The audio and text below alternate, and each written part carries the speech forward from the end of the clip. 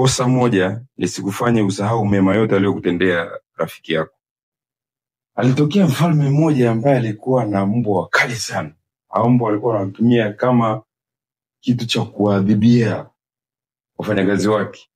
Sasa ilikuwa mtu akikosea anampeleka uwanjani, anagonga kengele, watu wanakusanyika uwanjani, alafu anafungua mbwa, wanakuja kwa spidi, wanahangaika na huyo mtu, wanamchana, wanamrukia, anachana nguo, ng'ata, akitoka hapo ni majeraha matupu. Sasa siku moja alitokea mfanyakazi mmoja mfalme ambaye alikuwa hajawahi kumkosea mfalme hata siku moja. Maana alikuwa amefanya kama miaka 25 bila kumkosea kitu chochote. Sasa siku ikatokea kwamba huyu mfanyakazi amemkosea mfalme. Alipomkosea mfalme akamwambia jiandae, baada ya wiki moja na kutupwa kwa mbwa, usilete utani hapa. Basi huyu mfanyakazi akaamua kwenda kuongea na yule anayetunza mbwa.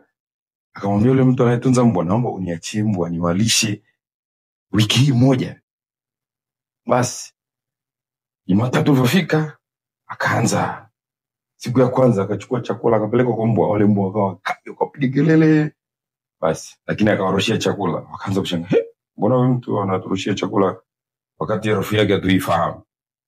Siku ya pili, Jumanne, alipoenda wakabweka kidogo tu, akawapa chakula.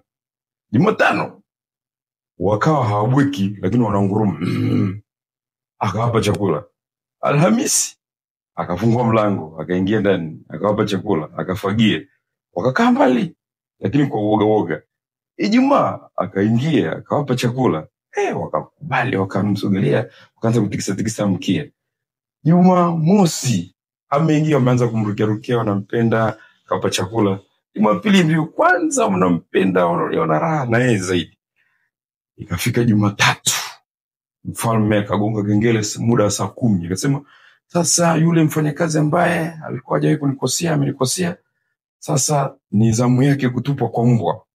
Basi mbwa wakafunguliwa, lakini yule mfanyakazi akawa tayari ameshaweka uwanjani.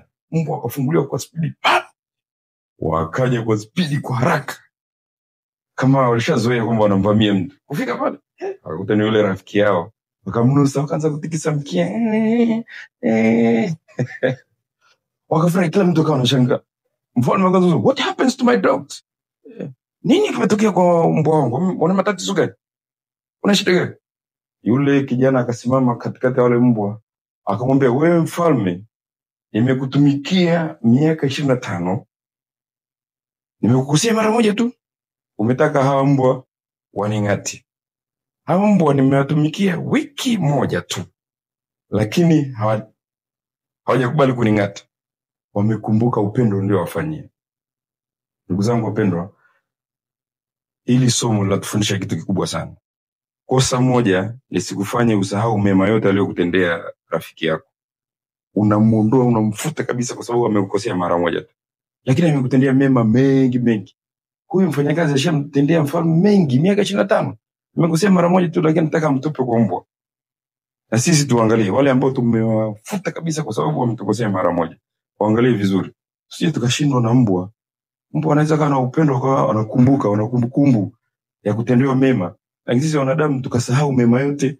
Tulikosea kidogo tu, moja tu, tukafuta kila kitu. Tuangalie, hebu pata hilo somo. Nakutakia siku njema.